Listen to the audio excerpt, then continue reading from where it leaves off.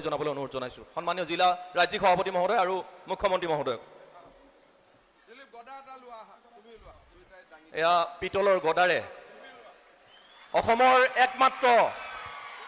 অসমৰ একমাত্ৰ মূৰ্তি থকা সত্ৰ খতৰা সত্ৰৰ পবিত্ৰ প্ৰাংগণত গদাৰে আদৰণি জনাইছে সন্মানীয় ৰাজ্যিক সভাপতি মহোদয় আৰু সন্মানীয় মুখ্যমন্ত্ৰী মহোদয়ক। খবৰ কেনেকুৱা? কিমান ভাল? একদম সঁচাই বহুত ভাল না? একদম সঁচা? তেতিয়াহ'লে মোৰ লগত ডাঙৰ কৰি ক'ব, ভাৰত মাতা কি। আৰু অলপ ডাঙৰ লাগিব, ভাৰত মাতা কি। নৰেন্দ্ৰ মোদী, দিলীপ শইকীয়া,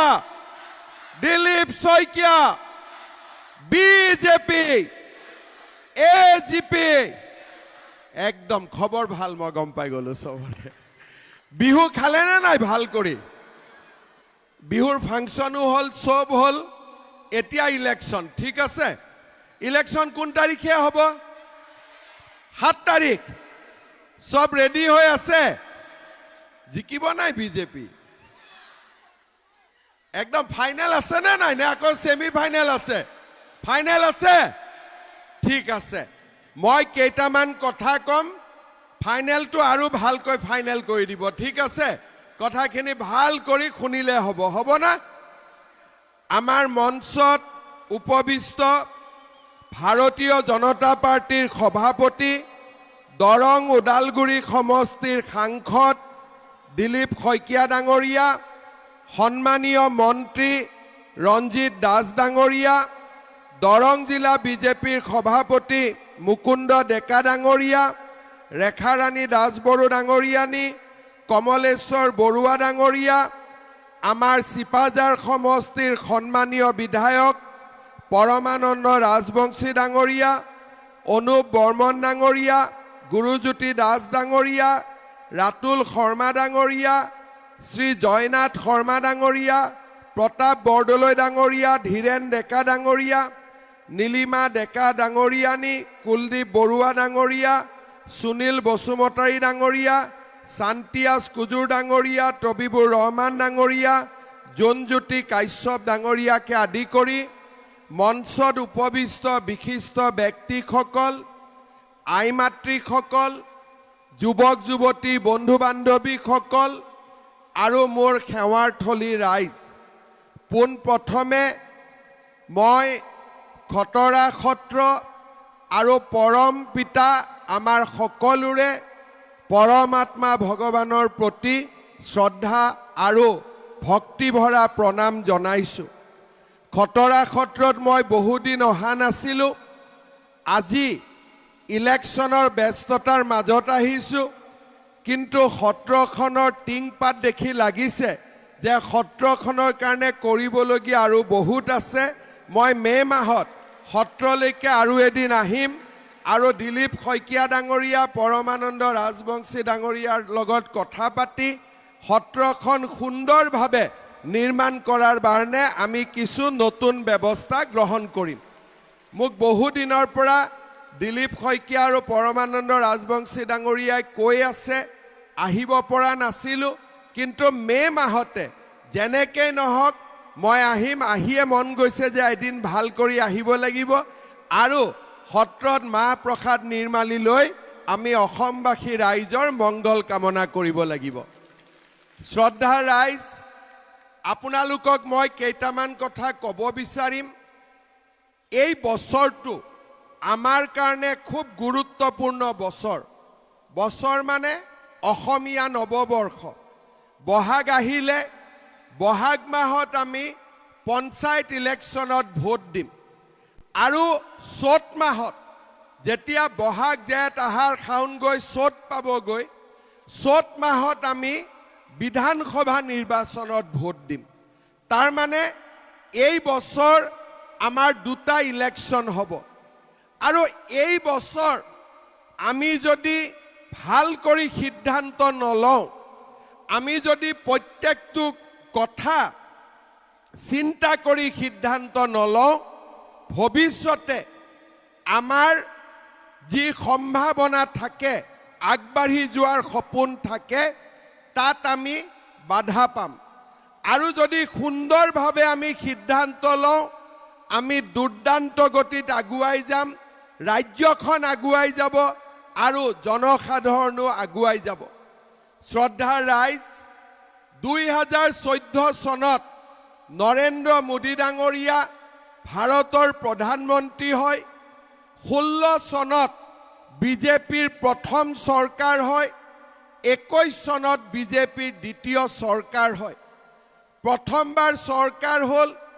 চাৰিওফালে কোভিড নাগৰিকত্ব সংশোধন আইনৰ আন্দোলন তাৰ মাজতো আমি আমাৰ ৰাজ্যখনক আগুৱাই লৈ যাব চেষ্টা কৰিলোঁ কোভিডৰ সময়ত ৰাইজৰ লগত থিয় হ'লোঁ অক্সিজেন ভেকচিন মোদী ডাঙৰীয়াৰ সৈতে আমি একেলগে কাম কৰি অসমৰ ৰাইজক আমি নিৰাপত্তা আৰু সুস্বাস্থ্য প্ৰদান কৰাত সক্ষম হ'লোঁ আৰু তাৰ পিছত চৰকাৰ আহিল 4টা বছৰ 10 মে তাৰিখে মোৰ 4 বছৰ সম্পূৰ্ণ হ'ব তাৰ মানে অসমত বিজেপি দল কেইদিন হ'ল 5 বছৰ আৰু 4 বছৰ 9 বছৰ তাৰ আগত কাৰ চৰকাৰ আছিলে এজিপিক বাদ দিলে আটাইতকৈ বেছি সময় চৰকাৰ কংগ্ৰেছ দলৰ আছিলে আৰু তৰুণ গগৈ ডাঙৰীয়া অসমৰ 3বাৰ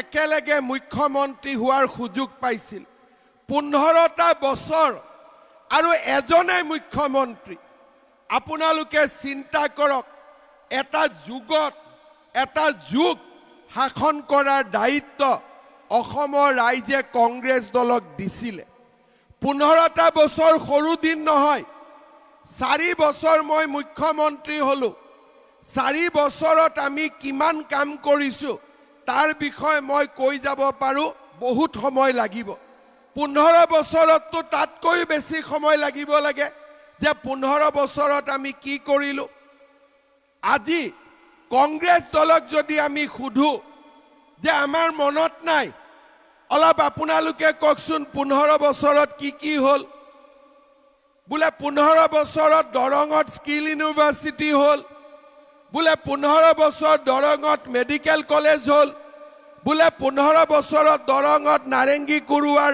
দলঙৰ ওপৰত নাৰেংগী কুৰুৱাৰ দলঙৰ চিন্তা হ'ল কংগ্ৰেছ বিলাকে ক'ব এইবিলাকতো আমাৰ দিনত হোৱা নাই তেলে কাৰ দিনত হ'ল আপোনালোকৰ দিনত কি হ'ল উত্তৰটো সোনকালে নাহে অলপ যেতিয়া কওঁ বাবা কিবা এটা কচোন কি কৰিলি কিবা এটাতো ৰাইজক ক'ব লাগে বুলে দাদা আমি লুঙি দিছিলো নহয় লুঙিৰ পিছত কি দিছিলি বুলে ধুতি দিছিলো বুলে ধুতিৰ পিছত কি দিছিলো খুটা দিছিলো কম্বল দিছিলো আঠুৱা দিছিলো আৰু কি দিছিলি বুলে আৰু মনত নাই দাদা ইমানতে চেজ হৈ যায় তাৰ মানে কংগ্ৰেছৰ দিনত পূজাত যেনেকৈ আমি পঞ্চমৃত দিওঁ কংগ্ৰেছৰ পঞ্চমৃত আছিলে লুঙি ধুতি খুটা কম্বল আঠুৱা হয়নে না মই ভুল কৈছো নেকি কওক মই ভুল কৈছো যদি মোক শুধৰাই দিয়ক আজি কংগ্ৰেছে 5টা বছৰ 10টা বছৰ 15টা বছৰ অসমত লুঙিৰ ৰাজনীতি কৰিলে ধুতিৰ ৰাজনীতি কৰিলে ৰাইজৰ কাম নকৰিলে সেইকাৰণে মই মাজে মাজে কংগ্ৰেছ দলক কওঁ যে আপোনালোকে হাতৰ ছবিটো বাদ দিয়ক লুঙিৰ ছবিত ইলেকশ্যন উঠক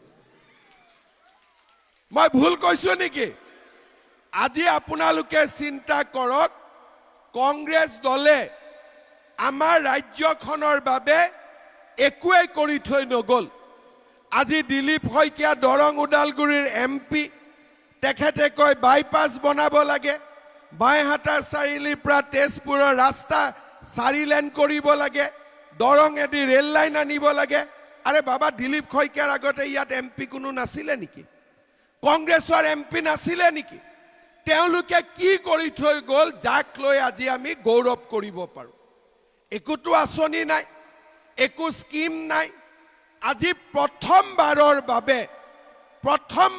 বাবে অসমৰ বিকাশৰ ৰাজনীতিত দৰং জিলাই আটাইতকৈ যোগ্য অধিকাৰ লাভ কৰিবলৈ সক্ষম হৈছে। আপোনালোকে মঙলদৈত গ'লে দেখিব স্কিল ইউনিভাৰ্চিটি প্ৰত্যেক বছৰে 10,000 ল'ৰা ছোৱালী অসমৰ ভাৰতৰ ভিতৰতে এখন শ্ৰেষ্ঠ ইউনিভাৰ্চিটি হ'ব মঙলদৈত গৈ আছে। 8 ছেপ্টেম্বৰ তাৰিখে প্ৰধানমন্ত্ৰী দৰং জিলাত আহিব। দৰং জিলাত medical college, BSc nursing college, GNM college, 3খন শিক্ষানুষ্ঠানৰ একেলগে আধাৰশিলা স্থাপন কৰিব। নাৰেংগীৰ পৰা কুৰুৱালৈ যোৱা ৰাস্তা, দলং, ৰিং ৰোড তেখেতে আৰম্ভ কৰিব। আৰু ভগৱানে যদি আমাক শক্তি দিয়ে, খুব কম সময়ৰ ভিতৰতে আমি বাইহাটা চাৰিআলিৰ পৰা তেজপুৰৰ ৰাস্তাও 4 লেনিং কৰা আৰম্ভ কৰিম।